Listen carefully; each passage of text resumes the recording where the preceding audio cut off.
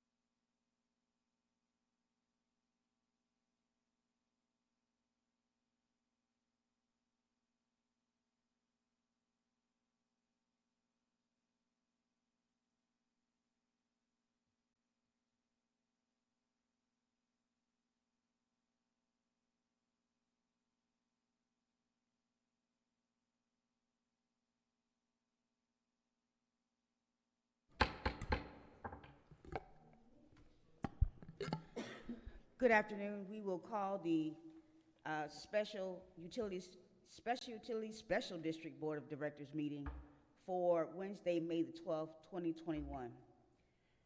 Any person who would like to speak on an agenda item, please complete a green public comment card Madam located Chair, at the front. Can we do the roll call, please? Oh, we would like to know who's here, wouldn't we? Sorry about that. Can we have a roll call, please, Madam Clerk? Chairperson Shirley Lanier. Here. Vice Chairperson Kashamba Miller-Anderson. Present. Board Member Trodrick McCoy. Board Member Julia Botel. Here. Board Member Douglas Lawson. Here.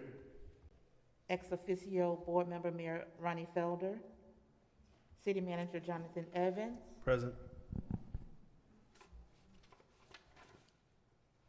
Acting Executive Director Deirdre Jacobs. Here. District Clerk Claudine Anthony is present. District Attorney Don Nguyen. Here. District Finance Director Randy Sherman. Thank you, Madam Chair. Thank you, Madam Clerk. Could we have the Pledge of Allegiance and a moment of silence by our councilperson, Kashamba Miller-Anderson?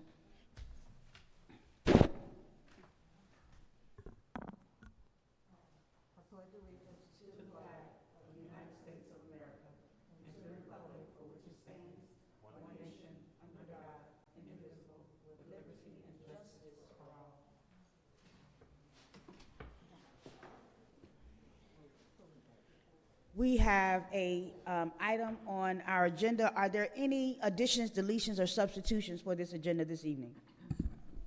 From the board, from staff? No. None from staff, Madam Chair. Thank you. There's one item on the agenda for this evening. Are there any disclosures that the board or staff would like to make regarding this item? None. Very good.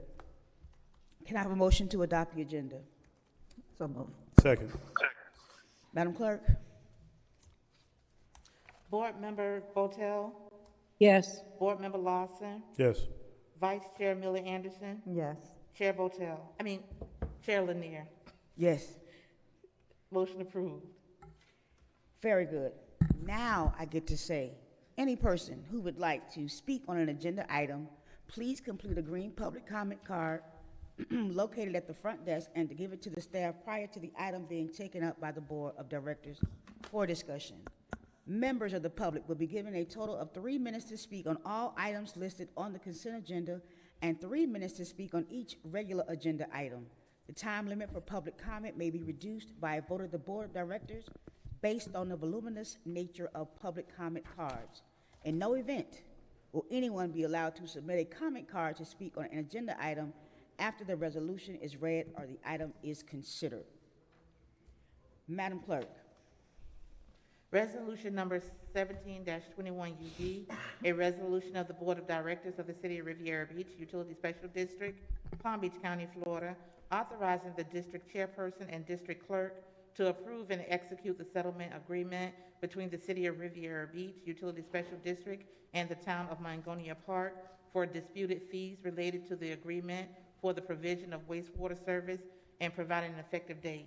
Madam Chair, members of the board, we do not have public comment cards on this item. The acceptance of public comment cards for this item is now closed. Can I get a motion to approve Resolution 1721 UD? So moved. Second. Thank you. Mrs. Jacobs. Good evening and thank you. Chairperson Lanier, other council persons in your respective places, City Manager Evans and Attorney Nguyen. For the record, my name is Deirdre Jacobs and I am the Acting Director of the Utility Special District. Before you this evening is an item that deals with the settlement agreement between the Town of Mangonia Park and the Utility Special District. It is a dispute that will hopefully be resolved soon between the district and Mangonia Park. Staff believes that as a result of the settlement agreement that has been realized, that we'll be able to resolve this particular issue, hopefully this evening. If there are certain stipulations in the agreement that you might have an interest in learning more of, if that is the case, Attorney Glenn Torsivia is here to assist with any specific questions that you may have, and I believe he's available to answer any questions at this particular time. Thank you. Are there any questions from the board about this item?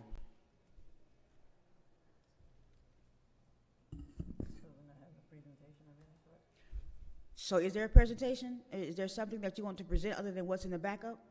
It probably would be advantageous if Mr. Torcivia could provide the details of the settlement agreement with you. Very good. Mr. Torcivia, thank you.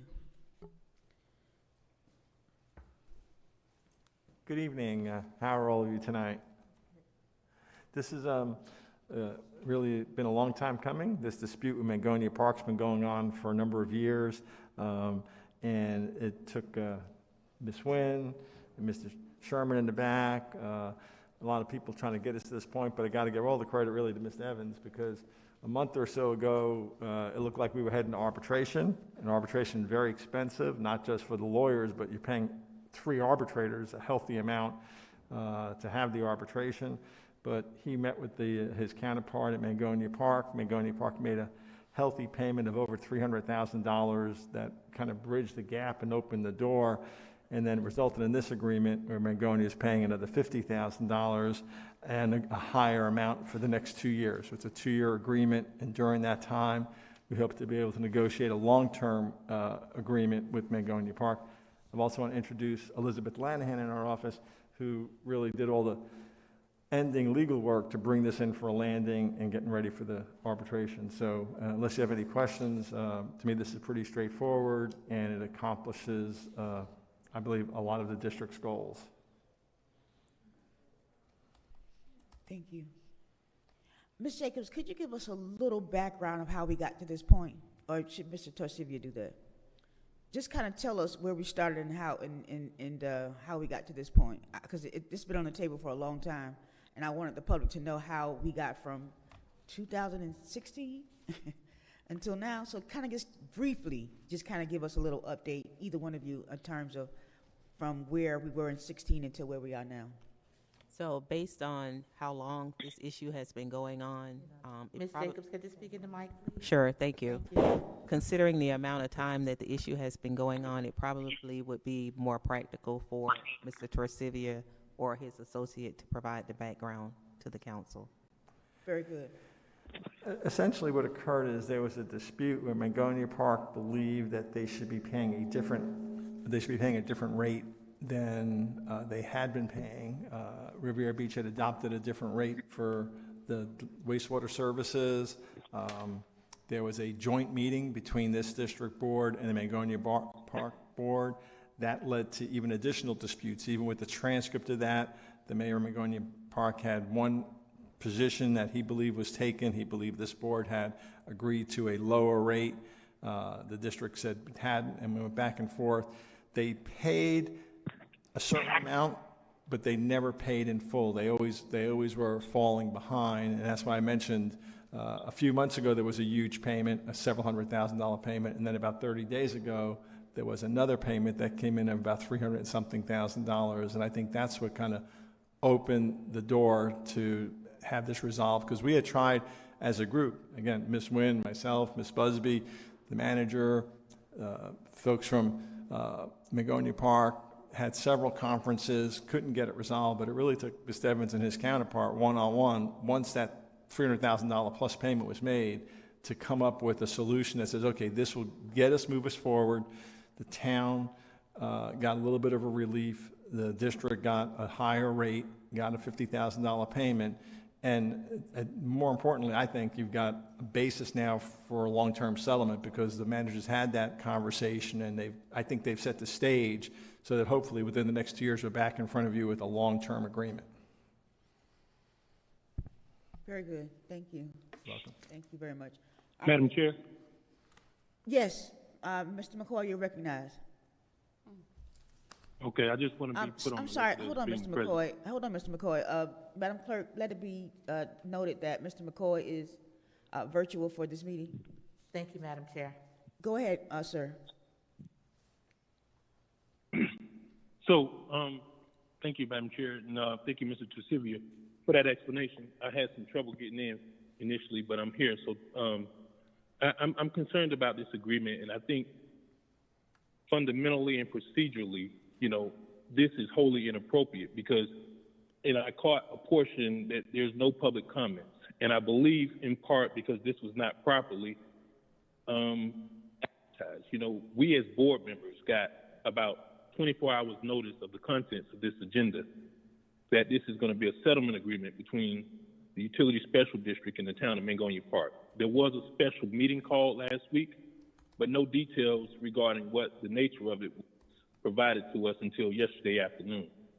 And that left all of today to discuss this. And I would ask the board that we don't take any action on this, because essentially what we're going to be asked to do in approving this settlement agreement is allowing the Utility Special District to give a modified rate to the town of Mangonia Park, and our own utility district account holders that's within the municipal boundaries don't even enjoy the same opportunity or privilege. Not to mention, up until this point, our USD customers within the municipal boundaries have been subsidizing the wastewater treatment services for the town of Mangonia Park. Also, one of the important questions that I want to ask relative to this settlement agreement is, if the town of Mangonia Park is billing the customers in their municipality or in their township the actual rate, then that means they're not remitting the amount to the special district.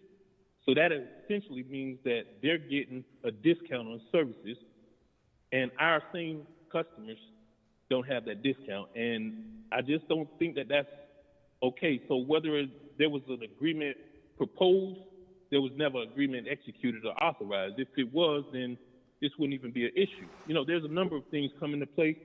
I also want to, call your attention back to the many times that we've heard that we can't provide free service at the Utility Special District. That's on the water distribution side as well as on the wastewater side.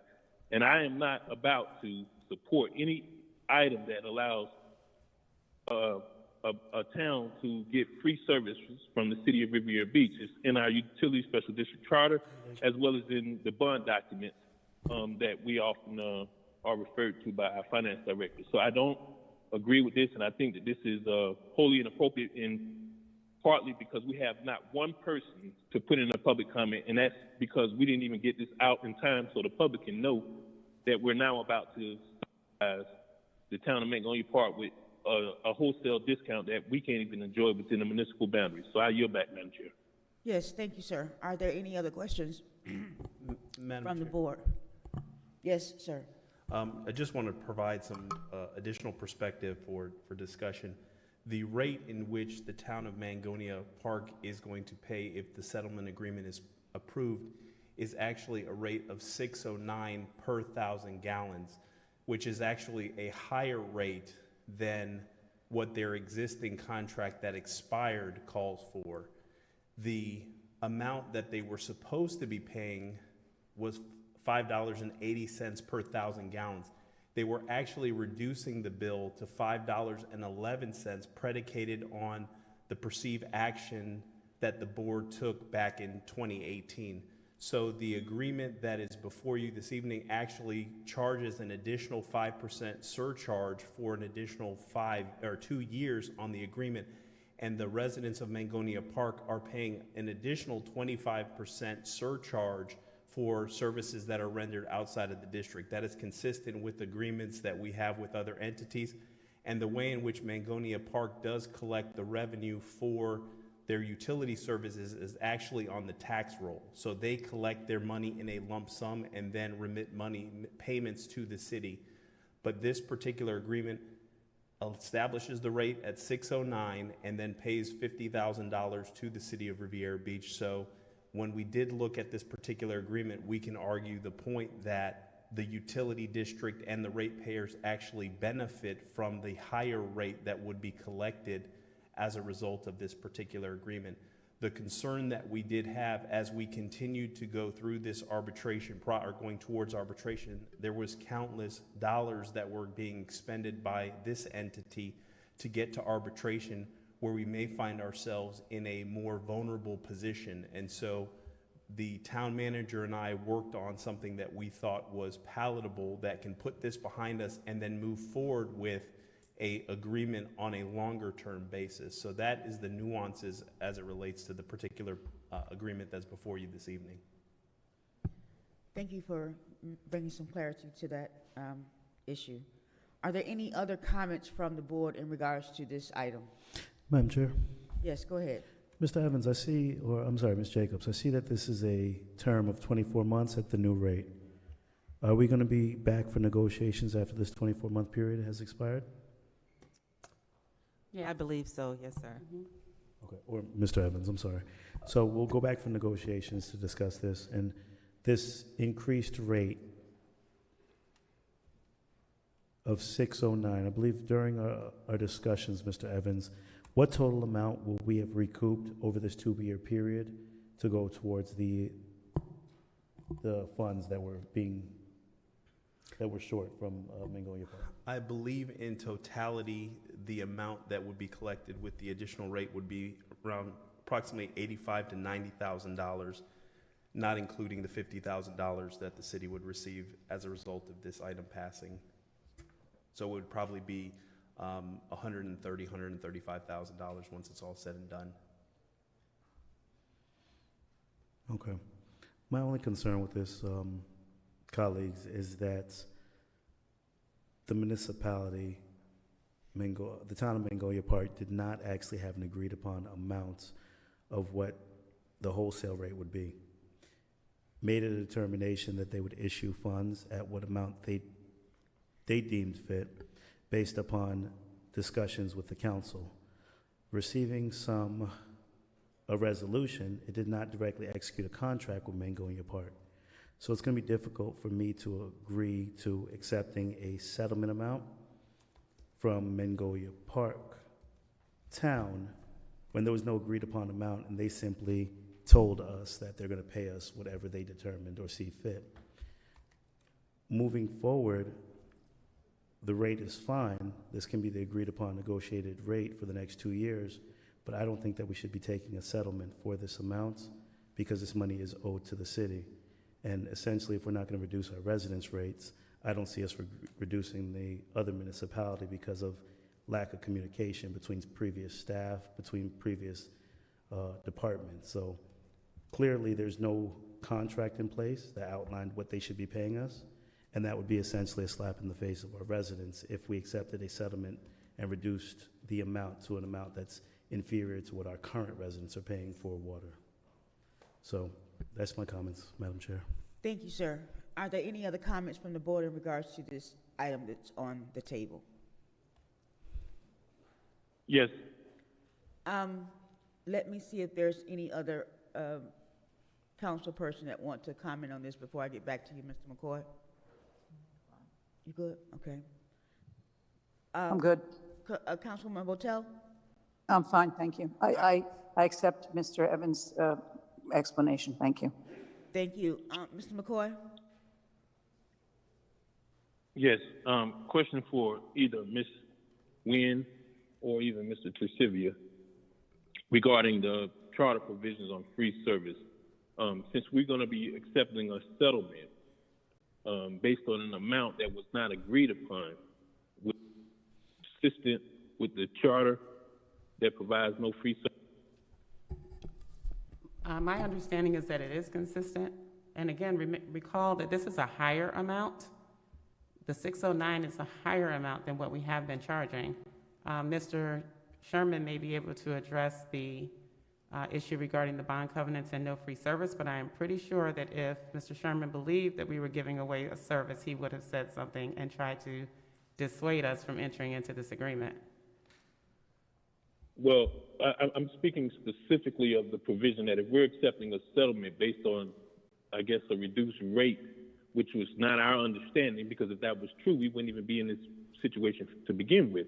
But based on accepting a settlement for what they deemed was their rate, that's essentially basically an adjustment, if you will. And I mean, we're giving up free services. Our agreement called for a specific rate, and if we're now settling it, I'm still trying to figure out how can we justify that this isn't free service if we're not accepting what the agreed upon rate is? Are you asking someone a specific question, Mr. McCoy? Yeah, this is for legal. I'm asking Ms. Nguyen. I mean, this is ultimately a settlement. We're not being paid in full. So, I mean, I understand you're deferring to Mr. Sherman, but from the legal requirement in the charter, from the very charter that governs this district, how was that not? I don't understand. We didn't agree upon it, so how can they just decide to pay us what they intended and that be? Oh, okay, not thank you. considered Ms. free Nguyen, service? do you have a answer for his question that he's asking? I thought I answered it, but I don't know that he's satisfied with my answer. All right, very good. No. You said Mr. Sherman wouldn't allow it. I'm asking you for your opinion because clearly I want to make sure that Mr. Sherman is not the person that has the responsibility of interpreting the charter provisions. No, and I said that we have now negotiated a higher rate. The 609 is a higher rate. And we've recouped. Right, but that's going forward, Ms. And we have Speaking recouped. of what we're settling. I'm sorry, Mr. McCoy. Mr. McCoy, council has answered your question, and she feels she's answered your question. If there are not any other questions. Well, I want to clarify because she's speaking to the rate going forward. I'm speaking to the rate that's being settled, the amount that's being settled. That's what I'm speaking of. I'm not speaking of prospectively. I'm speaking of what has occurred in the past. And we've recouped, that's what I was saying, but I believe I was talking over you. We have recouped the majority of those funds. I don't recall what the amount may be that we won't have recouped. And even the 609 rate helps us to recoup those additional funds. So if you, I know you said that you jumped on late. Mr. Torcivia was giving some history. And at one point, they made a payment of, I believe it was $700,000, and then an additional payment more recently of $300,000. So they have been paying down on the debt or the lack of, them paying the amount that they were supposed to pay. And now they also are, if this goes through, paying an additional $50,000, and then in addition to that, the increased rate of 609. So we have not waived the payments, the deficit that was due. They have been paying on it. Mr. Evans? Madam Chair, if I can. Follow up. Wait, hold on a second, sir. If I can also provide some additional information and clarify some comments that the attorney made. The payment that I received back in 2017 was $315,000. They were discounting the rate as a result of the issues that they were having with the city. We collected $315,000. We agreed to have a discussion with the board about the wholesale rate. Since my departure and then upon returning, there was roughly about $400,000, and then that grew to $560,000. They then came and paid $335,000 associated with the amount that was being discounted. They assert their position, which has led to arbitration, is that $260,000, they believe that it was established legislatively by the board to grant them the wholesale rate, and the rate that was discussed was that $5.11. So since having conversations with them, or since that point in time from 2018 to present, they were deducting the rate. We were billing at the $5.80, and they were reducing it to $5.11, and they were always behind. So they paid current to about $260,000, and that was what was leading us towards arbitration. And then this settlement before you today recoups the, associated with the 2 years, will recoup the $50,000 plus an additional $90,000 that when you look at just cash that they've brought to the table, it's well over $700,000 plus the additional $90-some thousand that will be collected over this 2-year period. Additionally, I think the arrangement and the rate that is being considered tonight at that 609 does provide for a good leverage point that we believe going into subsequent negotiations. And so it's important to note that they pay $580 plus a 25% surcharge, and then this agreement tacks on another 5% surcharge to collect the monies. And the challenge that we did have is, even in our audits and our bond financing, when we look to have discussions about a new water treatment plant, not having that account current impacts our ability to go out and get capital to move forward with our capital projects. So it didn't just affect us on the monetary side, it affected us on our ability to go out and get debt to move forward with capital construction. So all together over that period of time, they've brought, conceivably $700,000 to the table. Thank you, sir. We have discussed this issue, and I would like the Madam Clerk to call the question, please. Can I be recognized for a follow-up? You got 2 minutes, sir.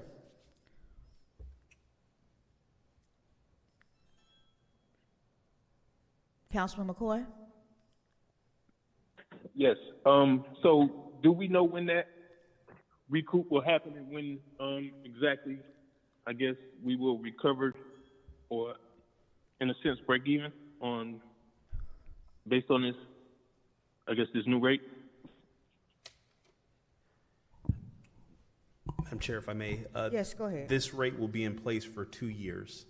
And so we're projected to collect about another additional $90,000 over and above what they would normally pay. But again, that if you look at what they were discounting their rate, it was $5.80. So or $5.11.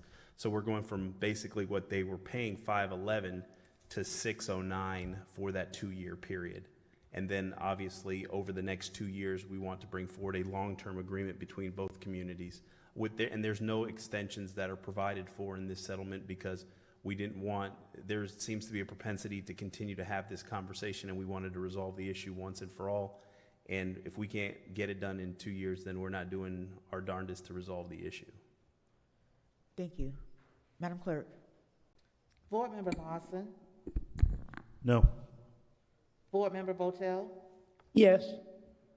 Board Member McCoy, No. Vice Chair Miller Anderson, Yes. Chair Lanier. Yes. That motion is approved with Board Members Lawson and McCoy dissenting. Thank you. Our next item on the agenda is nothing. That is it for this special meeting. Thank you so much for coming out. We will have any comments from our Executive Director, Ms. Deirdre Jacobs, for the Utility District. No, thank you. And any comments from our City Manager? No, Madam Chair. Any comments from our City Attorney? No, Madam Chair. Mr. McCoy? No. Thank you. Councilwoman Botel? No, thank you. Councilman Lawson? No, thank you, Madam Chair.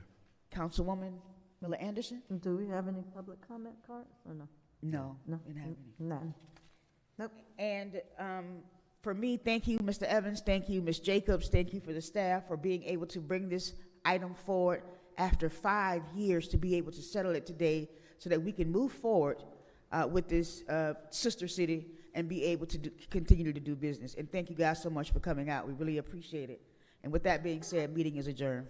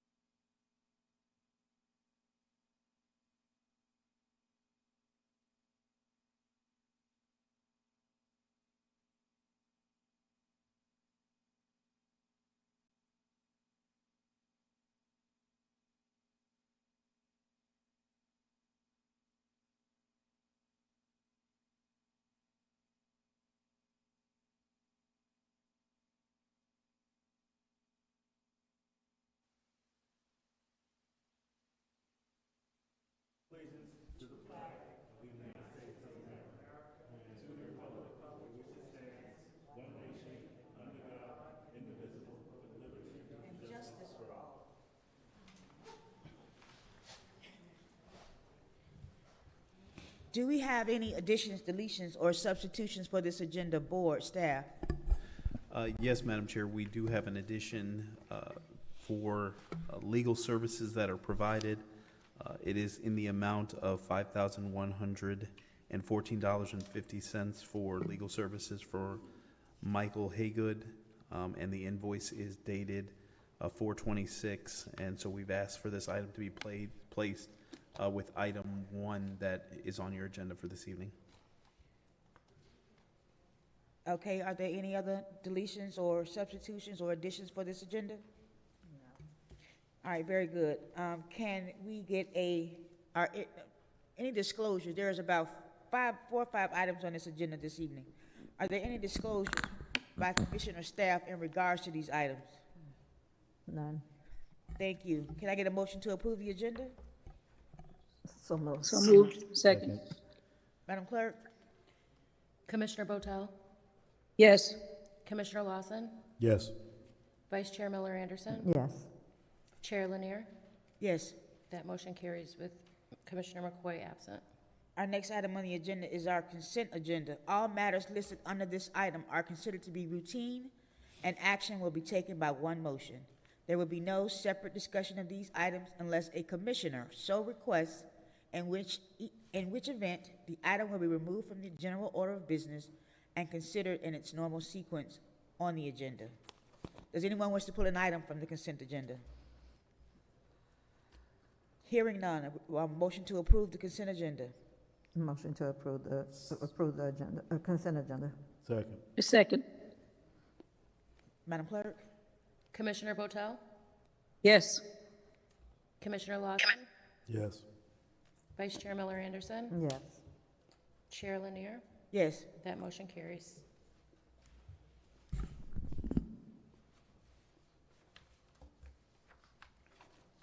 Our regular business for this evening, Madam Clerk.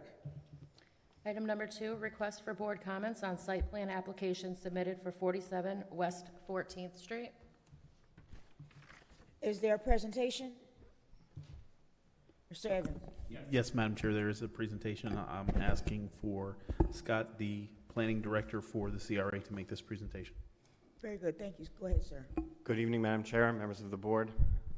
The agency is requesting that the Board of Commissioners review this proposed new project, which is located on 47 14th Street, to provide comments to the City Council.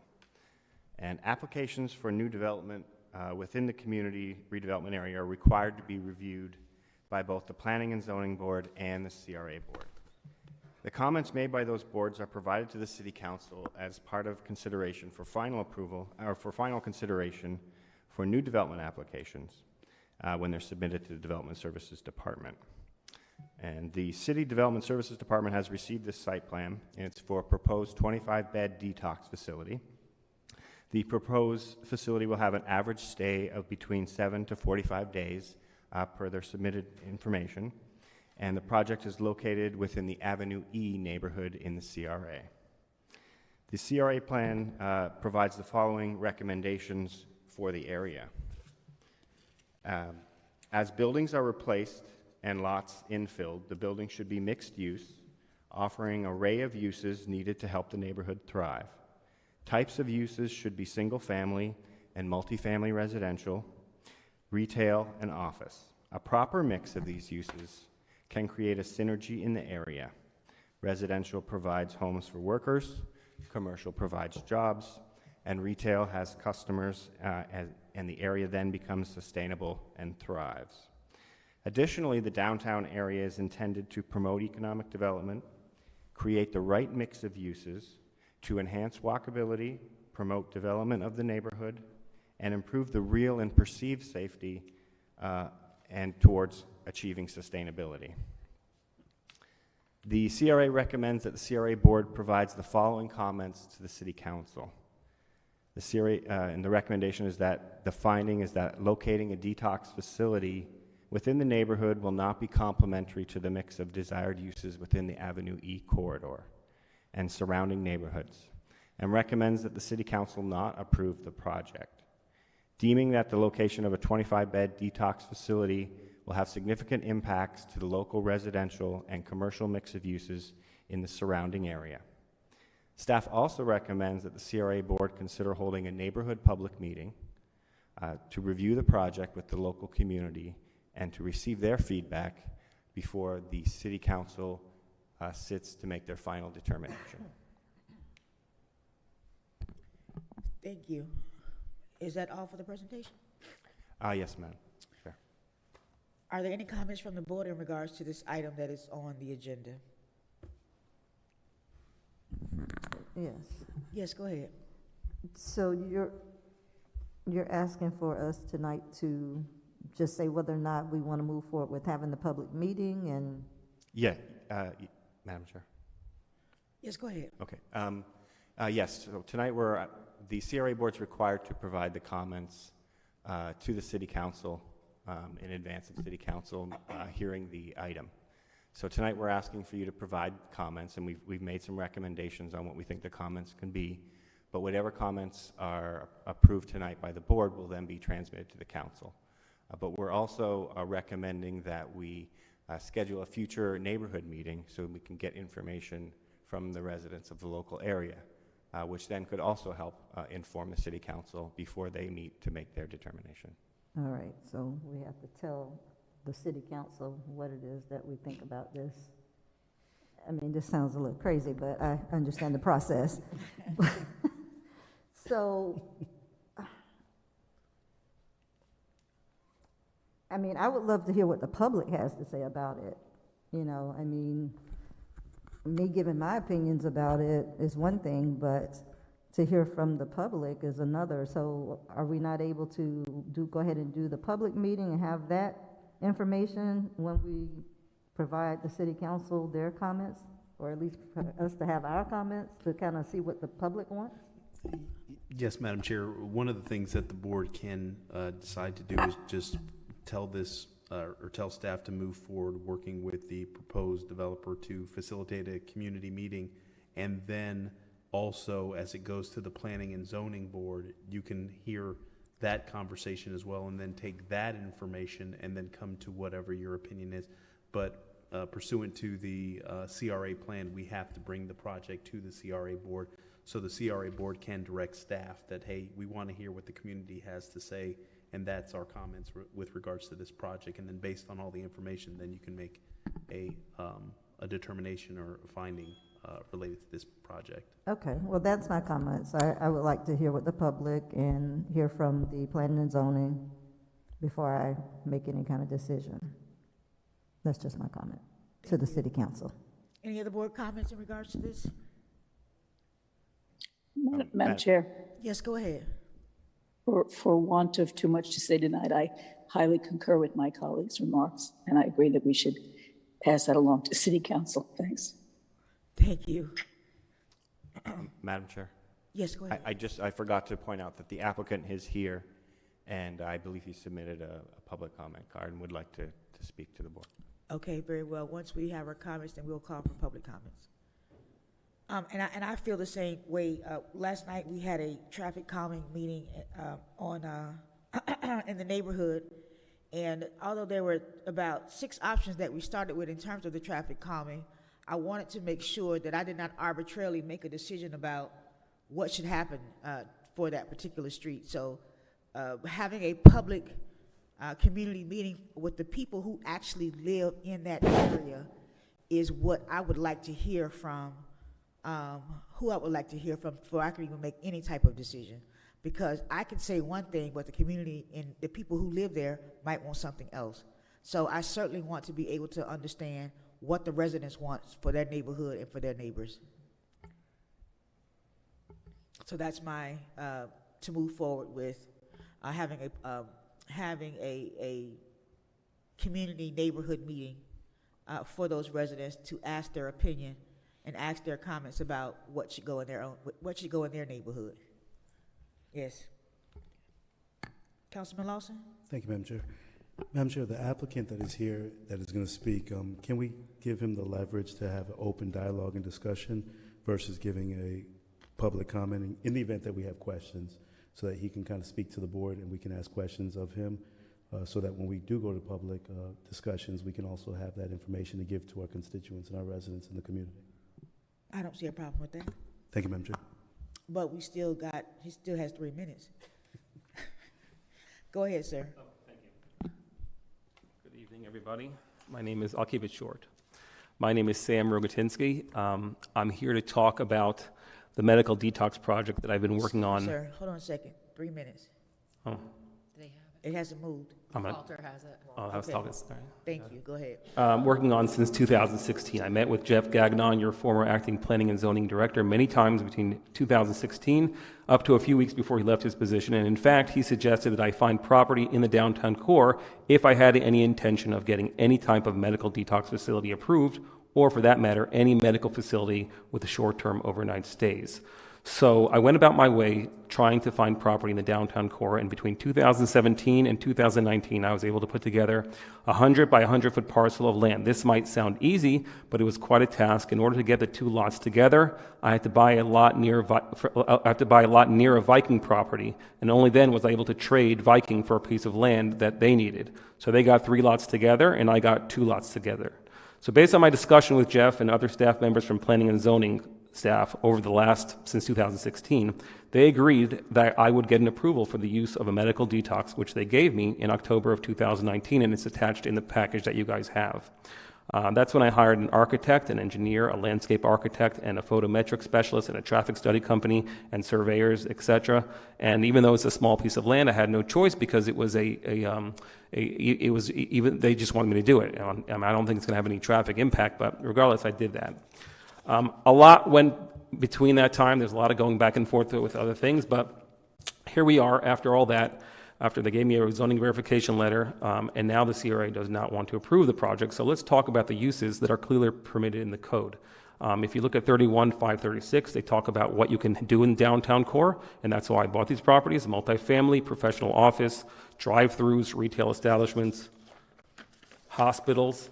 I'll repeat that again: hospitals, marine-related businesses, retail, office, or commercial, showrooms, daycares, hotels, motels, nursing or convalescent homes, and adult living facilities. And let me repeat that again: nursing or convalescent homes and adult living facilities, churches, civic open space, community gardens. So I understand that the CRA board does not like the use of medical detox because it will not be complementary to the mix of desired uses. But if I would come here and I would tell you today that I would like to have an assisted living facility for the elderly, what would that answer be? If I wanted a nursing home or a hospice, what would that answer be?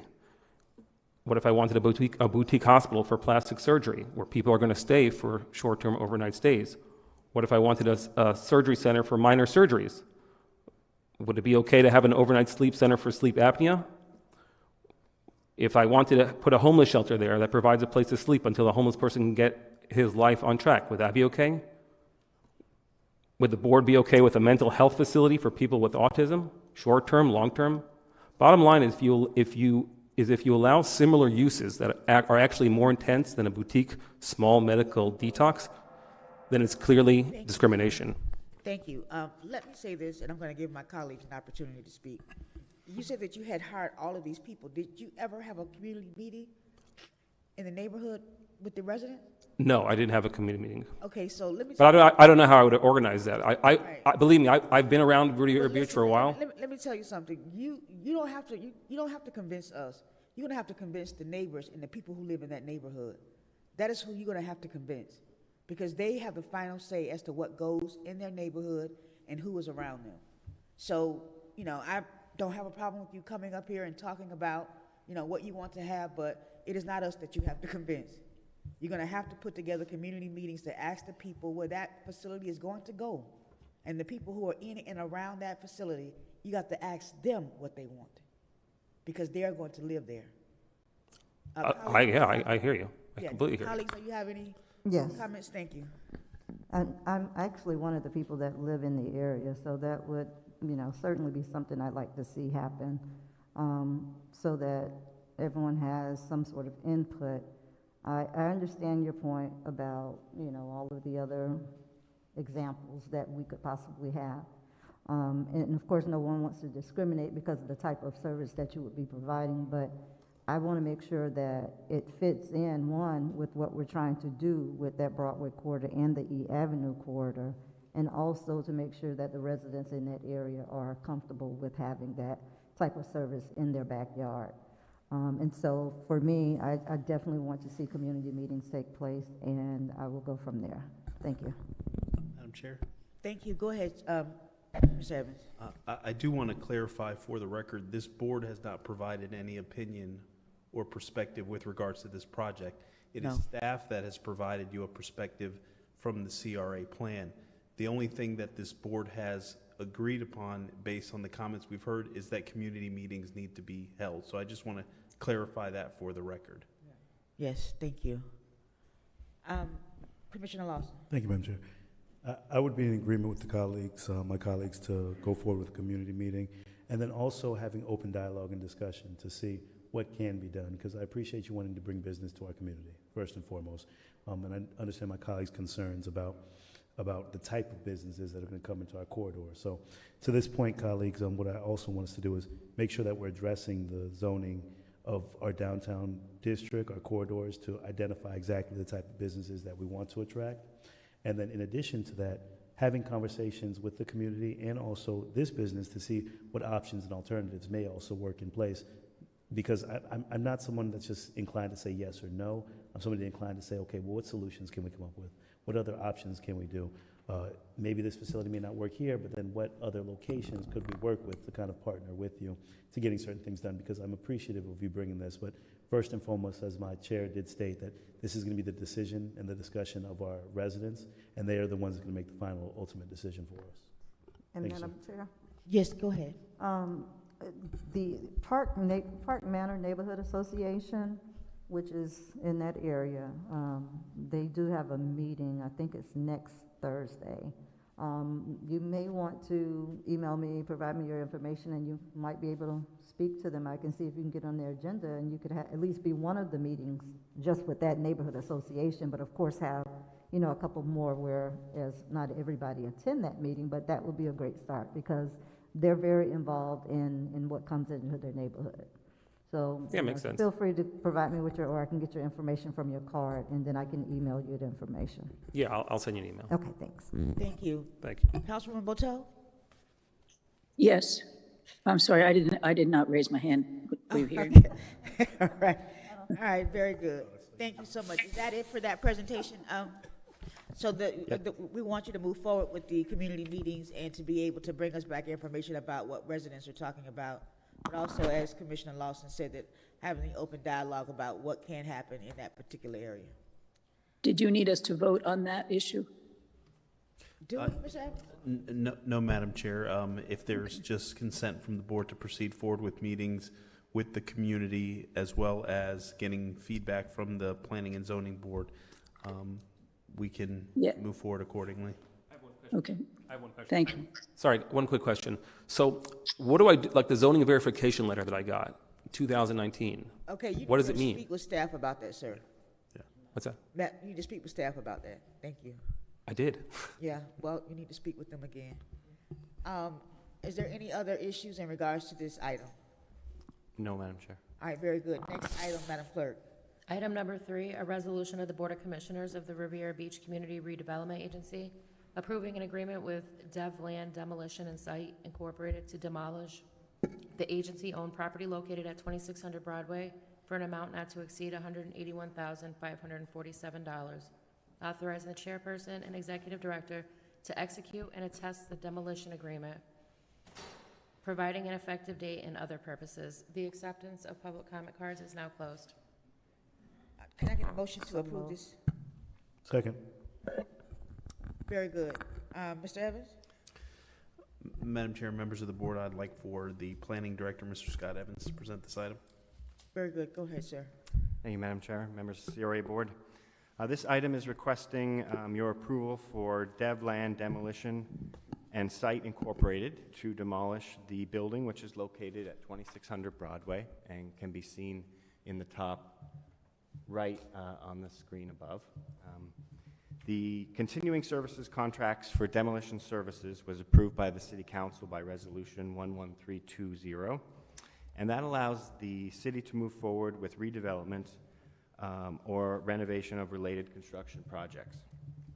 City staff invited all of the contractors who were approved under that city resolution, and that's 3 different continuing services contractors, to bid on 3 projects, and one was the Walgreens site. Oh, thank you. One was the Walgreens site, the city library, and then this site. And staff received 1 proposal for the proposed 2600 site, which was from Dev Land and Demolition, and they have a continuing services contract with the city.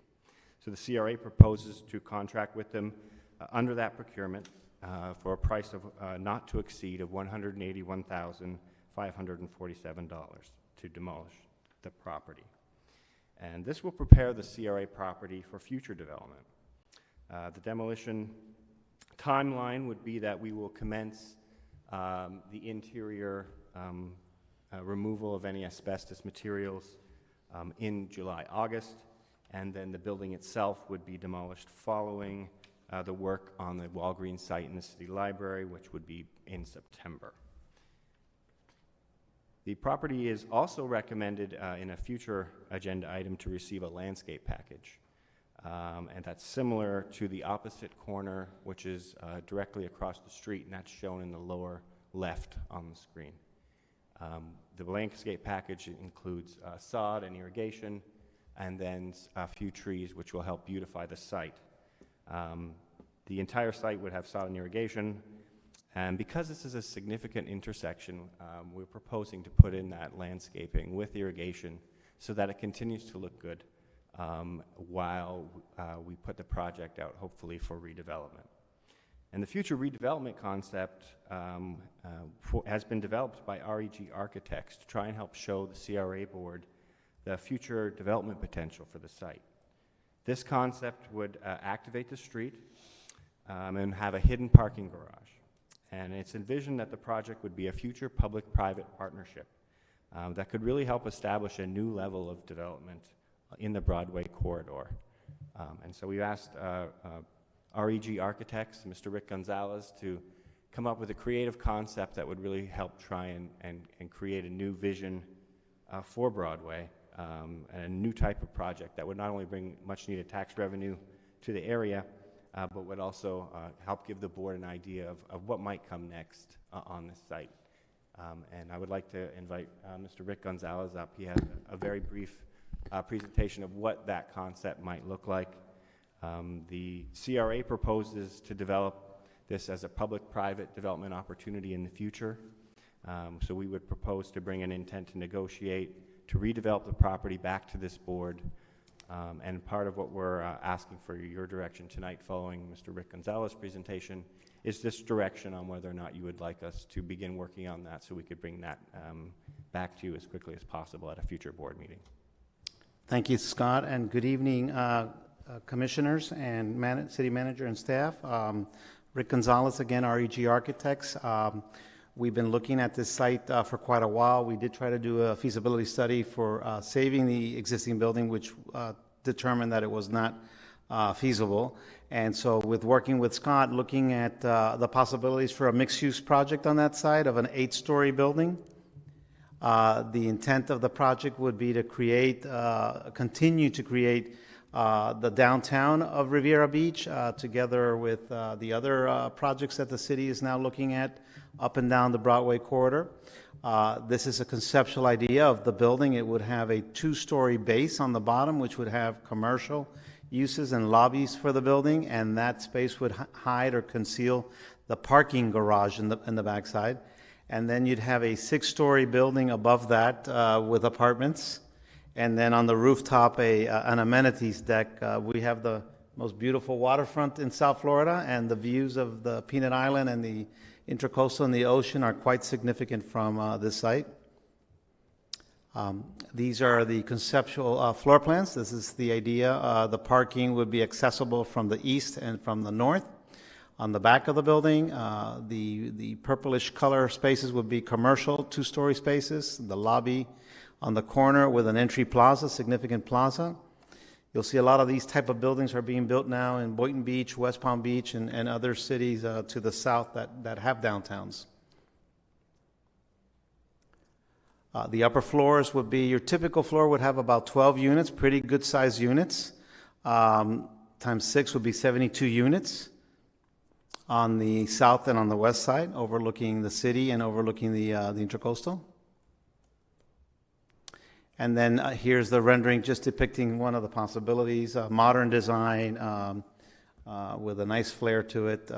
And hopefully, as Scott mentioned, there will be interest in doing a P3 at this site, to bring some residential partnership within the public, within the CRA, and a private developer.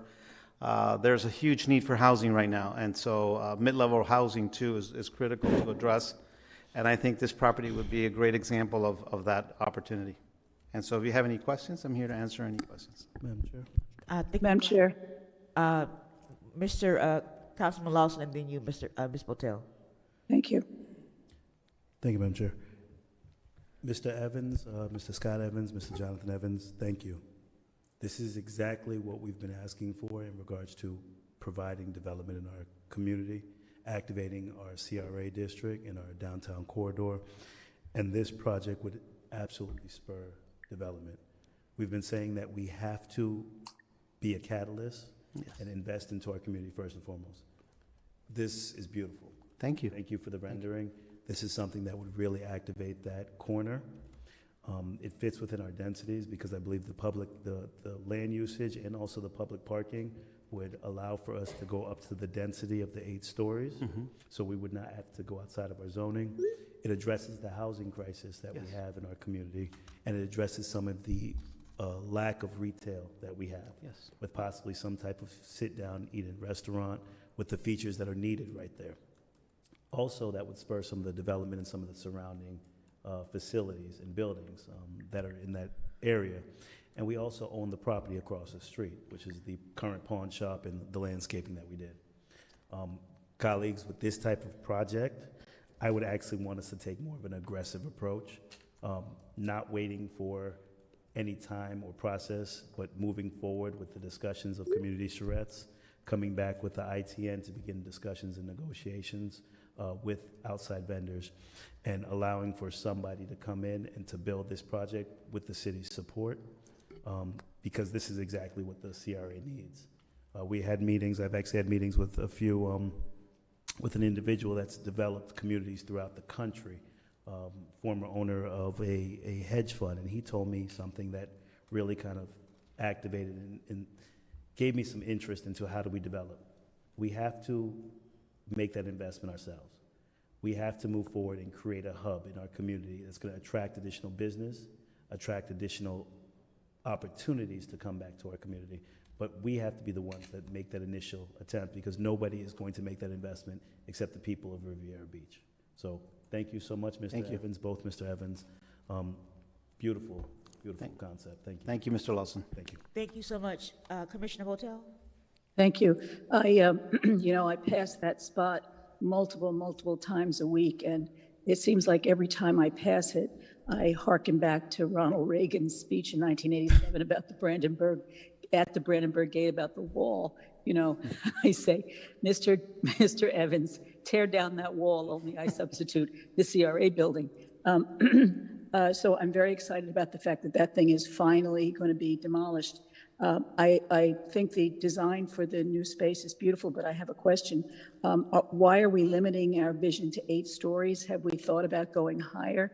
Is that only because that's how it's currently zoned? Are we taking into consideration the potential future zoning for Broadway and Blue Heron corridors? And can we think about potentially going to a place where you could actually see the ocean from perhaps a rooftop restaurant? Oh, you will.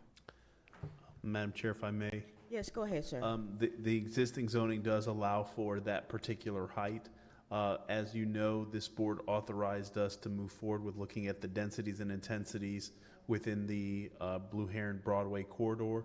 So conceivably, there will be an opportunity for the board to provide some additional guidance on the densities and intensities that the board would like to see in that area based on the research that's provided by the regional planning entity.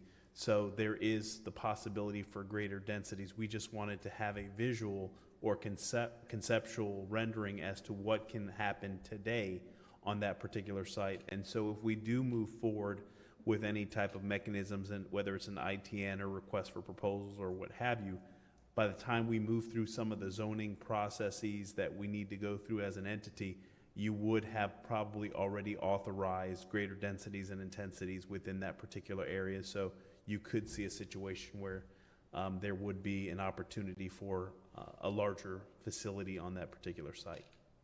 Thank you very much. I'm happy to hear that. Very good. Any other comments or questions for this presentation? Madam Chair? Yes, go ahead. Possibly just one other vision or idea is to look at this building and possibly visit that idea of having CRA facilities on one of the floors. Maybe adding a floor, if we do increase the densities, intensities, and having our offices move back into our CRA district and into this location, this building, because this may be a perfect location to implement some housing, retail, and then also a floor for our CRA facilities, which would be very attractive, right in the CRA, in the heart of the CRA district. So that's another idea as well, colleagues. Thank you, sir. Thank you. Yes, thank you. Any other questions in regards to this item? Thank you, sir. Thank you, Madam Chair. Very good. Do we have public comments for that item? There's no public comments, Madam Chair. Next item. We need to vote on the I'm item. sorry. Are we voting? Are we voting? Yes. Yes, I'm sorry. Can I get a motion to approve this item? So moved. Second. We already did that. Seconded and moved. All right. Yeah, I think we We did just that. need to vote. Yeah, I got to kind of, yeah. Go ahead, Madam Clerk. Commissioner Botel, Yes. Commissioner Lawson, Yes. Vice Chair Miller Anderson, Yes. Chair Lanier. Yes. That motion carries. Thank you. Next item. Item number 4, a resolution of the Board of Commissioners of the Riviera Beach Community Redevelopment Agency approving an agreement with Chris Wayne and Associates Incorporated for $87,728 with a 10% contingency to provide landscaping and irrigation services for the 2600 Broadway Landscape Installation Project, providing an effective date. The acceptance of public comment cards is now closed. Thank you. Motion. Motion to approve the agreement with Chris Wayne and Associates for $87,728 with a 10% contingency. I second that motion. Very good. Presentation? Madam Chair, members of the board, I will ask for our Planning and Development Director, Mr. Scott Evans, to make this presentation. Yes, go ahead, sir. Thank you, Madam Chair, members of the board. This item was briefly referenced in the previous item. Following the demolition of that building site, that's it's almost 1 acre site, and it's located right on our busiest corridor. So we're proposing to install a landscape package on that site, and it's a large site, and the landscaping that we were proposing is limited, but it's enough to beautify the property. And it also includes irrigation and some lighting for the landscaping. And we published a bid in the Palm Beach Post and Demand Star, and we received 3 bids for this landscaping project. And so tonight, the lowest bid before you is from Chris Wayne and Associates. It was published under ITB 2021-01. And this project will beautify the corner. The landscape package, which the CRA board approved on the opposite corner, about the same size, would go on this corner. So that would consist of a variety of shrubs, a future development sign, 3 mature royal palms with uplighting, and then we've just put some smaller trees along the sides, and then sod. So it's a landscape package to make the corner look good, similar to the other corner. Most of the site would remain just irrigated sod, and the irrigation, of course, will ensure that it's green even during the summer months. Very good. Madam Question? Chair? Yes, Chair. go ahead. Commissioner Anderson, and It's this amount, do we have like an in-house bid? Is this amount typical for what we're looking for? Yes, we received 3 bids, and this was publicly put out, and the bids were $87,000, $135,000, and then $89,000. But I'm saying, is this if we were to have an average amount for each item, was it within the average amount for each item? Yes, and we compared it to the project across the street, which was previously done also, Okay. and these costs were in line with those. All right, thank you. Commissioner Lawson. Thank you, Madam Chair. Mr. Scott Evans, the project, 87,728, there were 3 bids on this project, correct? Yes, sir. Okay, colleagues, I wouldn't be in support of actually this landscaping based upon the conversations we just had about the demolition and potentially the site development. Doing landscaping and irrigation is just going to continue to delay our process of development. And I think we should be moving forward with ITN discussions. I don't want to throw good money after the bad money that was spent. We know that this investment, as of right now, has not paid dividends because our intent was to move our CRA facilities there and to renovate the building. But with that facility not meeting the standards of being able to be renovated, we have to now spend another 181,000 plus change order to go ahead and demolish it. So with the same discussion, I don't want to spend 100,000 on landscaping, trees, and irrigation on a site that I want to see developed within the next 6 months to a year. I want us to be aggressive with the ITN. I want us to tear the building down, but I do also believe that we should move quickly and rapidly with trying to bring something to that site versus putting trees and sprinklers and grass there. Simply just a site plan or a site saying project coming soon, a sign that says we're open for business, developers come, would be sufficient for this location versus actually spending $100K on grass and irrigation. So I would not be in support of this. I'd rather we just demo the site. If we have to fence it, put up a small basic sign, we can, but let's be aggressive with actually building it back. Thank you, Madam Chair. Thank you, sir. Any other comments in regards to this item? Madam Chair, Yes, go ahead. I'm sorry. How long would you anticipate it would take for I guess a couple of things have to fall into place. Number one, we have to change our zoning to give us more density intensity on that corner. And number two, we have to put out some kind of a request for proposals for some sort of a P3 project to build on that site. Can you give me any estimate on how long it would take? I mean, I tend to agree that if we beautify that site, my fear would be that it'll sit there looking so beautiful for years and years and we won't do anything with it. I'd like to see us move as quickly as possible to get something built there that will last and be beautiful and be big. And so I guess my question is, how long do you think it will take from the time it gets demolished to the time we can actually see shovels in the ground on a new building? Madam Chair? Yes, go ahead.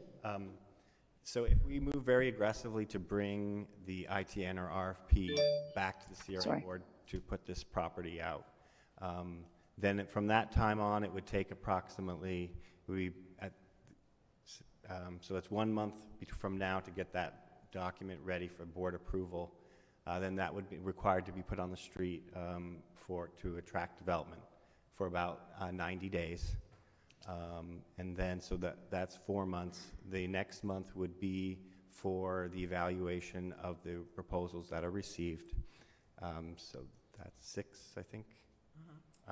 And then following that, then we would bring it to the CRA board for approval. Once we have that, we would expeditiously negotiate with that selected developer. That would take approximately another 2 to 3 months before it would make it back to the CRA board for approval. So that's approximately 9 to 10 months. Once that is happened and approved, then they have to develop their detailed site plans for submittal to the city. So it's I know it seems like a long process, but that's why I went through the various different steps. So it's approximately about 14 to 16 months before the city council could approve that project, and then they could start construction. Right. Madam Chair? Yes, go ahead. I mean, I understand what my colleagues are saying in terms of not wanting it to sit, but I don't want it to sit with just, dirt, and I just think that would give us the opposite of what we're trying to do. But if we all understand that we want to see something happen at that corner, I think we can still do it at the same time as keeping this area very nice and attractive looking. I mean, the contract is for a year, correct? 1 year contract? Madam Chair? Yes, go ahead. It includes maintenance. So they would install the landscaping immediately after the demolition, and then they would maintain it. That price includes maintenance for 1 year. Right. So which is where we're about at anyway, with this whole process of trying to get someone to come to that that area. I'm going to support it with the fact that we don't want it to sit there. I mean, it has sat there for a number of years as it is, looking the way that it is, and we've had so many complaints about it. And so I think utilizing this contract for the year with understanding we still need to continue with putting the ITB or RFP, whatever we're going to put out on the street, so that we can continue to move the process along. I don't even think it's realistic to think we're going to do this in 6 months. So, I mean, as much as we want to rapidly do this, things have, you know, there's some things we just can't cut corners on. So I'm going to support it just so that it is not looking horrible as it has for a while, and with the hopes that we as a board continue to move forward with trying to get something there on the corner. And I do like the design and the idea and the concept that we're talking about doing for that area. But we just need to do it. I mean, we say a lot of stuff, but, we just need to make sure that we follow through and make it happen. Thank you. Madam Chair? Yes, go ahead. So just refresh my memory, you might have said it and I'm not clear. When will the demolition be done? When can we count, and is there a timeline for that? Is there a penalty that will be imposed if they don't get it done? When are we going to get it done, the demolition? In speaking with DevLand, they said that they could complete the demolition in September. And so we would do September. In August, we would, yes, and the reason they're doing it in September is because right now they're completing the Walgreens site, and then they'll go on to the city library, and then this project would be next. Okay, follow up, please, if I could. Yes, you go just said the ahead. Walgreens site, and it makes me think I have passed there a number of times, and I see all the junk outside. What's the story with that? When are they going to do the Walgreens site? It seems like it's taking us forever to get these things taken down.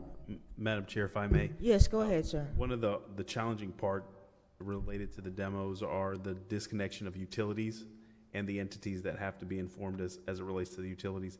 The Walgreens site conceivably you should start seeing demolition of the exterior because they've already done the interior demo, and that facility took a little bit longer because what happened is when Walgreens left, they left everything in there, the shelves and all that, so there had to be internal demo that occurred. So that demolition should be commencing probably in the next 5 to 7 days.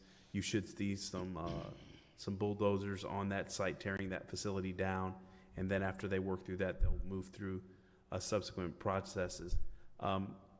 Scott, and correct me if I'm wrong, when we did go out for a solicitation and requested quotations from those vendors that went through our continuing services agreement, there was only one contractor that provided a demo quote for this particular facility. Yes.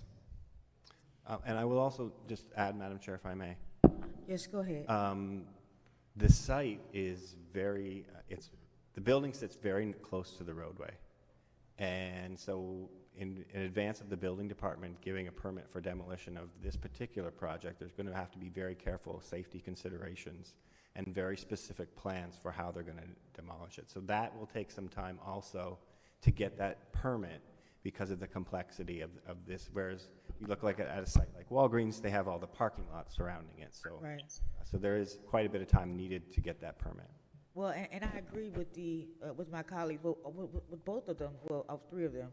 But the fact that, as Miller Anderson has stated, some things you cannot cut corners on. And if you're going to demolish these buildings and, you have, roads that are so close to the buildings, you have homes around some of these buildings, you want to be able to be as cautious as you can in terms of doing that. But I also do understand the urgency of moving forward to get something done, but I also do not want that site to be a gaping eyesore until we do something with it. And I know that, you basically said we're looking at 14, 16 months to be able to move to actually put something on that site. And I understand that, of course, we're talking about building, 6, 7, 8-story building, and you can't cut corners. So these things do take time, and I think that a lot of times we want to really just move forward. We really want to just get this done, and it's because everything that we've done and we're doing, we want to have it done, yesterday. But when it comes to buildings and when it comes to making sure that the structures are safe, we need to make sure that we do everything that we can in our power to ensure safety of not just the building itself when people get in, but when you're trying to demolish it and the homes and the people who are around it. So I do understand the process. I know that it is a process, and I know that sometimes we get very anxious in terms of moving forward, but we do have to err on the side of caution in terms of safety for these buildings. Madam Chair? Yes, go ahead. Thank you, Madam Chair. I guess, colleagues, my concern is not being concerned with the safety or security. It's the fiduciary responsibility I have to the taxpayers. I don't want to spend $100,000 on grass, lights, irrigation on a parcel that has literally been dilapidating and sitting there for the last 10 years. You talk of eyesores, it's been an eyesore. I look at that building every day because I've been across the street in one of my businesses for the last 8 years, and even before Commissioner that. Lawson, let me ask you, what would you suggest we do? Sorry, Madam Chair. If I can complete my comments, I can get to No, I that. want you to finish your comments, but I want you to add that in there, what you think we should do, because Madam Chair, if you could not preface my comments, allow for me to make my own comments. Madam Chair, please, I don't interrupt listen, you I ever, understand. I Madam just want you Chair. to answer that question. Madam Chair, I don't have to answer any of your questions. I'm answering the questions of the residents. Madam Chair, can I continue the comment? Madam Chair, if any colleague jumped in and jumped in and Listen, sir, interrupted I'm someone, just asking you would the have a question. conniption. So please let We're me continue having my a discussion. conversation. So the discussion allows for me Point to of finish order, my comments. please. You Point of respond, Madam order. Chair. Point of order. Yes, thank you. So, as continuing my comments, my concern is not going to be to allow for us to spend $100,000 after a change order on grass and irrigation. I want to see this building and facility move forward. You said 14 months for us to negotiate and agree on an ITN. I would love for us to cut that process down. Moving forward on the city side, we were able to quickly execute a contract for our fire station. That project, we should have shovels in the ground, hopefully less than a year. So if you're telling us that it's going to be 4 months before we can even do the demo, I don't want to agree on a $100,000 cost that will not actually start till September. Because even if it takes 14 months, that literally only leaves us 10 months of having a fence around that facility to protect the residents, to protect the homes, and to make sure that we can actually move forward and hold our feet to the fire to allow for us to move forward. So by all means, I just want to make sure that we make the record clear that no one is assuming that we're cutting corners. No one is saying that we're not going to consider the safety of our residents.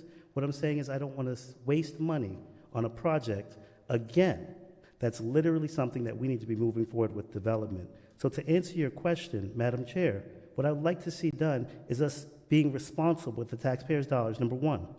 Number two, actually doing a project that's going to make sense for that corner, putting a fence around that project and immediately issuing an ITN because our current zoning allows for that exact image to be built on that corner immediately. Thank you. Thank you, sir. And I was asking a simple question in regards to what can be an alternative. I was not trying to engage you in any type of disagreement. I agreed with the fact that we should be moving forward as aggressively as possible. I agreed with the fact that once we do get the building demolished, we don't want to see a gaping hole and it to be it's unsightly as it is now. It would be even more so unsightly with no building and no grass and dirt and a fence around it. So I was hoping that we could come to a happy median in terms of how we would progress with this. We want to move aggressively with it. We don't want to be able to be in a position where we just leave it as a gaping eyesore, but we also want to be able to make sure that the taxpayers' dollars are being spent correctly. And I understand the amount of it that is asked to do this, but it is a huge piece of property, and it has to be maintained. And I agree with the fact that we should move forward with making sure that when we're going to do this, we do this right. Are there any other questions? Yes, go ahead. Yeah, I'm sorry, thank you. I have a question. I'm wondering if a potential developer could be given incentives to perform the tear down and build a new building rather than the city paying to tear it down, landscape, maintain it, et cetera, while waiting for developers to build on it. I'm just thinking ahead to maybe if we put the horse, maybe we're putting the horse before the car. I'm not sure if I've said that right, but is there a possibility for us to investigate whether we could find a partner developer who would want to do the tear down and landscaping and maintenance while he or she develops the plans for the property? And that just occurred to me. I haven't thought about it, but that might be something we should consider. And by the way, I am not, let me say it this way. I am supportive of putting something nice there. I intend right now to vote yes on this and put some decent landscaping there. However, I do want to see us move aggressively forward. And if we can do that and not cost the city anything because the developer is bearing the burden of the demolition and the landscaping, that would be the best of both worlds. And I don't want to see that building built there. Again, I reiterate my original comments, which were let's push forward with this redesign of our zoning so that we can have something tall and beautiful there. Let's look at Lake Park, our little neighbor to the north, with their 18-story, beautiful, very, very grand in terms of the amount of taxes it will generate for the city. Let's look to them and say, hey, if they can do it, why can't we do it? I think a beautiful, tall building there would be in our best interest. And let me go back to my original question of this comment, which is, could we potentially look for a developer to bear the burden of demolition, landscaping, and maintenance while he or she goes through the process of the planning zone, all of the stuff that has to get done that takes many, many months? Mr. Evans? Madam Chair, if I may. Yes, go ahead. You certainly can have a discussion with the developer, and they can possibly negotiate some type of an agreement that's incorporated in their development agreement that effectively tears down that facility. But, there is a situation whereby you can see the costs added to some other concessions that the developer would look for. And then if the board was to say, engage the development community now, you still have a situation where that building will sit there until we get into a conversation with the developer and then work out the nuances of that. So if it's the board's pleasure, we can certainly move in whichever direction. But if you want to see the building torn down, obviously, we have some time until September. There may be a situation whereby the board provides authorization to proceed forward and we move forward with the demolition, but concurrently, we're working on some of the documents that the board is requesting us to do as it relates to a development on that site. And then at some point, there may be a situation where if we get far enough in the process that we can pump the brakes and say, okay, in lieu of moving forward with that demolition, because the site is going to stay like that until September, that the board can have another bite of the apple to say, okay, we need to proceed forward accordingly. But the contractor is mobilizing resources and being able to jump to that next job once it's complete. But we do have a little bit of time, having not spoken to the contractor. I don't know if there would be any issue with regards to that. I think probably not. But it is, whatever the pleasure of the board is, but there still is that the reason that we tore down the Walgreens, it just takes some complication out of the negotiations and discussions related to the development of Fire Station 88. That's why we decided to demo the structure ourselves versus having a situation where we're now negotiating with the developer and they're looking to find a contractor to come in there and demo the work or what have you. We wanted to provide them a clean site to go vertical as quick as possible. Okay. I see. Thank you. Is there any other questions, Chair Botel? I'm sorry. No, don't do that to me. Botel. No, I think that actually, I'm sorry to take the time, but just quickly. No, go ahead. What's going to happen with the property across the street that we, at one point we're looking to put a fountain there? Are we considering doing some kind of a project with a developer for that site as well? Madam Chair, if I may? Yes, go ahead. Certainly that particular site across the street has some development potential. Once the lease agreement with the existing tenants expires, there is some opportunities for some discussion with regards to what the long-term plan is for that site. So that would be coming back before you all for some discussion here in the very near future. Thank you. All right, very good. Madam Chair? Yes, go ahead, sir. Thank you, Madam Chair. I actually absolutely love Councilwoman Botel's idea of asking for working with incentives from the developers. The only concern I see with even delaying or having that discussion with the demolition is that with the market moving in the way and the rate that it is, and the reason that this contractor is not going to be able to get to this project till September is because work is just saturated in the community throughout Palm Beach County, throughout the state. So if we try to delay that demolition, he may not even be able to do it in September if we go back and tell him that we want to wait or that we're not going to move forward.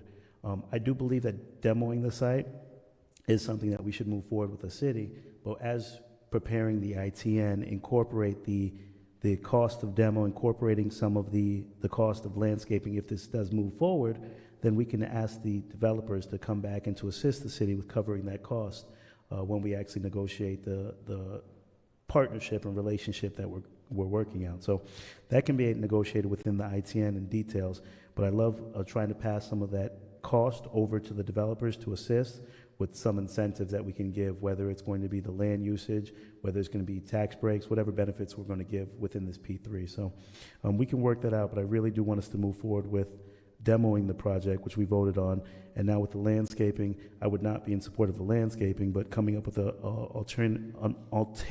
alternative solution that may be more cost effective for the short period of time that we would like to see that property demoed. Thank you, Madam Chair. All right, thank you, sir. Are there any other questions in regards to this item? All right, very good. Madam Clerk? Commissioner Botel? Yes. Commissioner Lawson? Yeah. No. Sorry. Vice Chair Miller Anderson? For clarity, no. Thank you. Vice Chair Miller Anderson? Yes. Chair Lanier? Yes. That motion carries with Commissioner Lawson dissenting. Very good. Next item, please. Item number 5, a resolution of the Board of Commissioners of the Riviera Beach Community Redevelopment Agency authorizing the use of the results from the City of Riviera Beach procurement process to select a pool of consultants to provide public-private partnership advisory services, authorizing staff to solicit proposals from the pool of P3 consultants to provide P3 services for Marina Phase 2 and negotiate a contract for such services for the Board of Commissioners' consideration, providing an effective date and other purposes. The acceptance of public comment cards is now closed. Presentation, Mr. Evans? I move that we approve the authorization for the result for the, thank you. Second. All right, Second. very good. Thank you. I'm sorry. Presentation, Mr. Evans? Madam Chair, members of the board, I'd like for Mr. Scott Evans, our Planning and Development Director, for the CRA to make this presentation. All right, go ahead, Mr. Evans. Good evening, Madam Chair, members of the board. The agency is requesting approval of this resolution, which will utilize the City of Riviera Beach's procurement process in selection of advisors. The firms are Avison Young, Jones and LaSalle, and Lambert Advisory to provide a range of public-private partnership advisory services. On April 21, the City Council approved the selection and execution of agreements for public-private partnership consulting, which would allow the city to move forward with redevelopment and related construction projects. And the services provided under the agreement are not limited to, but include a full range of public-private partnership services. Market space analysis, programming, feasibility, financial analysis, RFP development, and lease negotiations. And so this action would approve 3 of the 4 firms that the City Council approved. The 3 that I mentioned, it does not include PFM, since PFM previously worked for the CRA and had separated. So it includes 3 of the 4 firms that were selected for the pool by the City Council. The firms were evaluated and ranked based on the criteria in the RFQ, and the proposal to approve these 4 firms, rather the 3 firms, came from the city action, which was approved in April. Following consideration of this item by the board, we also wanted to quickly bring back to you a detailed scope of services, including a schedule with one of these firms. And so tonight, we are also asking for some board feedback or comments, because one of the first scope of services that we'd like to initiate with one of these firms is for Marina Phase 2 advisory. And in review of that project, we were looking for expert advice for the CRA board to negotiate for the redevelopment of the Phase 2 elements, advising the CRA to make sound financial management, policy, personnel, investment, and banking decisions related to a negotiated development agreement. We have a list of potential things that we'd like to include in the scope that we bring back to the board. And these include accounting, financial reporting, government and developer compliance, public and private lending and underwriting requirements, negotiating a multifaceted real estate venture agreements, investment risk and monetization analysis, financial management systems, accountability standards, and assessing the capabilities of the proposed businesses and the developers, reviewing their past projects, financial capacity, and their ability to deliver the elements as negotiated and approved by the CRA board. Additional scope containing these items, we would like to bring this back to the board very quickly. So we wanted to mention the various items that we're looking to include in that detailed scope to solicit some additional feedback from this board in advance of us bringing this forward at a future meeting. And tonight we're proposing CRA is recommending approval of the resolution, which will approve a pool of 3 firms for the CRA. And then we're also looking for that additional feedback on those items. Thank you, Madam Chair. Very good, thank you. Any questions from the board in regards to this presentation? Madam Chair? Yes, go ahead. Thank you, Madam Chair. Mr. Evans, these organizations, do they also assist with or have the know-how of doing RFPs, ITNs, and the process of preparing those for us, or assisting with reviewing the ITNs and the RFPs that we may put out for the P3? Yes. As part of the services they could provide, city and CRAs to help us with future ITNs and RFPs. Okay, so if we do allow for us to go forward with securing these firms as advisors, we could also possibly instruct them to immediately assist with putting together a ITN or RFP for the city for that project on the corner of Blue Heron Broadway, 26 Blue Heron. Yes, Madam Chair, we can certainly do that, and that's the intent to have, part of the discussion, separate and apart from Phase 2 at the Marina Village, is to work with us on what's the most appropriate solicitation mechanism and what needs to be in the ITN or request for proposal to garner good response from the business community. So absolutely, that's the intent on the city side as well as the CRA side. Thank you, Madam Chair. Yes, thank you. Any other questions in regards to this item?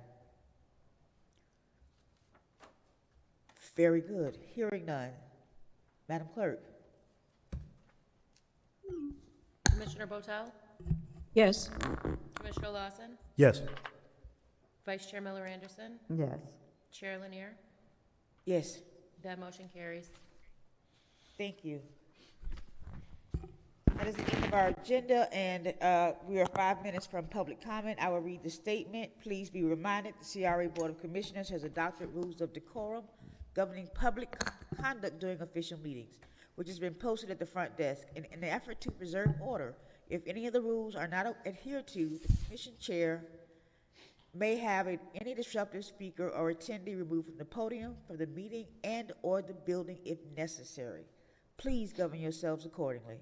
Public comment shall begin at 7:30 unless there is no further business of the CRA board, which in that event it shall begin sooner. In addition, if any item is being considered at 7:30, then comments from the public shall begin immediately after the item has been concluded. Any persons who would like to speak during public comment, please fill out a public comment card located at the front desk and give it to the staff before the public comment section is announced. Are there any public comments, Madam Clerk? We do have public comment, Madam Chair.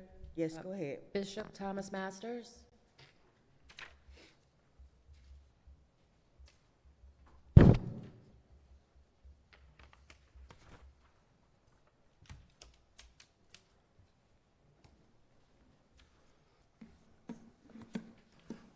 Honor to the chair, honor to the mayor in his absence, and to all city council people. I want to make a moral appeal, a popular appeal, that the city and others join all of us, because we are very excited that we have an opportunity to vote one of our own, the next American Idol. Here is a text I received from a family member What is pivotal is this Sunday. This is the pivotal Sunday to vote. 5 people in the race.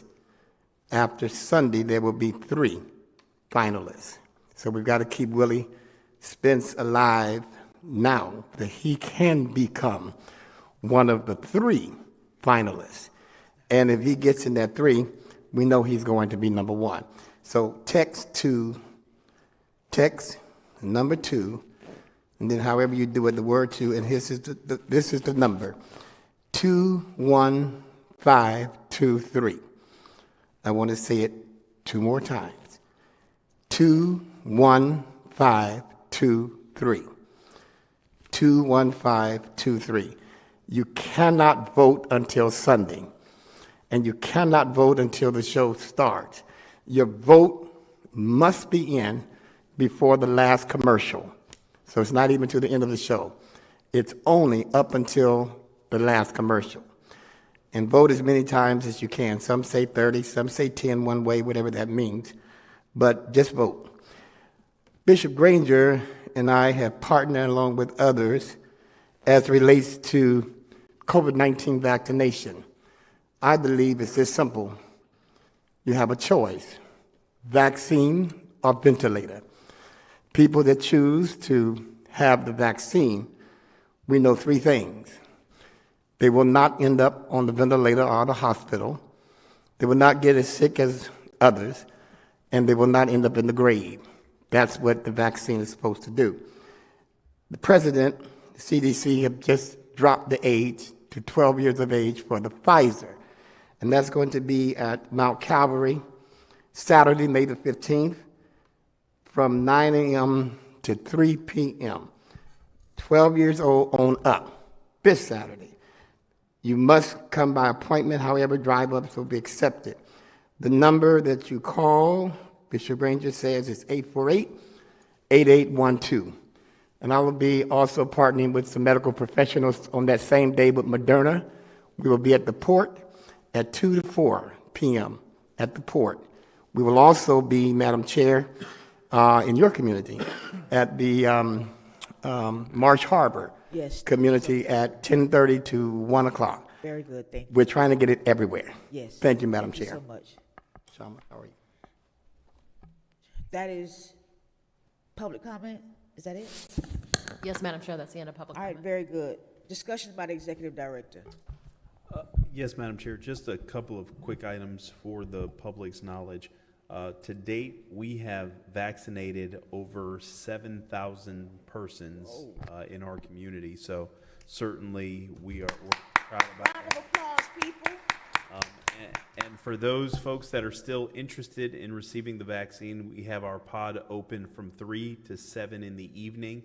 Walk-ups are welcome, so you can just show up anytime between 3 and 7, and staff will get you in. And then we also have some availability on Friday from 9 to noon, so if persons wanted to walk up, we have more than enough capacity to assist in facilitating that. So just continuing encouraging and urging folks to get vaccinated. If you have any questions or comments or concerns with regards to that, please do not hesitate to contact the city and we can point you in the right direction. But you can just show up and we'll get you in and get you out in probably 30 to 45 minutes. So that concludes my comments, Madam Chair. Thank you, sir. Discussion by general counsel. Very quickly, Madam Chair, we had a closing schedule for the Miami Subs building that was supposed to close back in April. There was a problem with title. We're now scheduled to close May 24th.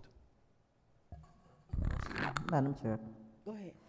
So what are we planning on doing with that building once we get it? Because it really looks bad. That's another building that we're going to look to demo. But we are looking to have some discussions with the board similar to what we had on the other properties as what's the mechanism to go out to the private sector to see if there's interest. And then we're also looking at some additional property acquisition that may square off that entire block as well. All right, thank you. Very good. We will start with council comments from Commissioner Lawson. Thank you, Madam Chair. Colleagues, as one of our speakers spoke, Bishop Thomas Masters, in saluting and honoring our native son, Willie Spence. What I wanted to present is us hosting as a city a watch party for Mr. Spence and to give him the support necessary. Doing it here at the marina, I think, would be a great push for us. We could organize with American Idol to showcase our city, to get behind him and support of Mr. Spence, the next American Idol, as the city of Riviera Beach, and inviting the residents to come out, showing it virtually. It'll be on TV, but also having the event aired virtually, having the event done where we can actually make it a community event, possibly bringing entertainment out, doing something before the show starts, and then watching it in the pavilion on the park. I would love for us to kind of get behind this event and instruct staff to put this event together. I've had a brief conversation with Mr. Evans, but I wanted to discuss and get the support from my colleagues so this could be a city initiative and that we could really get behind voting this young man into the next American Idol. I think that the representation of the city of Riviera Beach showcased online and his family either participating in the event or even just kind of knowing that we're all behind him. And during this time of marketing it for the finale, we could use some of the marketing material to showcase this event as an initiative to get people to vote this coming Sunday. Because of course, if we're gonna host it at the finale, which is the following week, he needs to get there. So really advertising and letting them know, get out and vote this week for Willie Spence, and then hosting something here at the marina in the pavilion that will allow for us to all watch it together. Madam Chair. Those are my Sorry, comments, Madam Chair. Yes, next. I just wanted to let you know that my office has already been working with the American Idol producers and the families of Mr. Spence to plan an event. So perhaps you might want to speak with my legislative aide about that before you do anything further. We've already been in touch with the producers of American Idol. We've already lined up the family members. And so, I just didn't want to have us duplicate efforts. Absolutely, yeah. I would love for, sorry, Madam Chair. No, but let us go ahead and let her give her comments, and then you can comment on Yes, ma'am. it. Go ahead and Okay. finish your comments. Yeah, given the fact that I don't know when I'm going to be back in action, my town hall is going to be delayed for another week. I won't be able to have it on unless something miraculous happens and I'm back out of the House. So my town hall will be delayed. It won't happen on the 20th. I'm going to push it back a week. Also, the garden, if there are families who want to purchase mini gardens for their kids or whatever, they should contact JB Dixon at jdixon@me.com for information about how to purchase mini gardens. I'm trying to think if there's anything else. I think they're about the beds, 10 or 20, I think 20 beds, maybe 19 beds have already been built by the volunteers, and they're scheduled to be installed this Saturday. So it's really looking beautiful. I regret that I wasn't able to be there myself over the weekend for obvious reasons, but our volunteers really put in hard days' work, and they are to be commended for the efforts they put in. And that's it. Thank you. Thank you so much. You can go ahead and respond to her. Oh, okay. Well, thank you, Councilwoman Botel, and we look forward to a speedy recovery and seeing you back here soon. So our prayers are with you first and foremost. Thank you. Also, Miss Tara, also Miss Webb as well. I've had a few conversations with her. So as she said, let's just see if staff can speak with our legislative aide, Sammy, Mr. Brown, and also just make sure that we work out good logistics to hosting a great event that can be showcased here in the city, and a partnership with possibly American Idol, because that would be a great benefit and impact to showcase the city of Riviera Beach and hosting this event together. So whatever discussions have been had with Mr. Brown and also with Ms. Webb, the director, let's just make sure we all work in unison to get it done properly and effectively. Thank you, Madam Chair. Thank you. I have a question regarding that. Yes, go ahead. So what is it that we're asking staff, or what about a budget, or, is that what we're talking about, or what are we needing? If Mr. Brown is working on it, was that something that needed to come to us, or it was being handled through through Dr. Botel's office? You want to come up?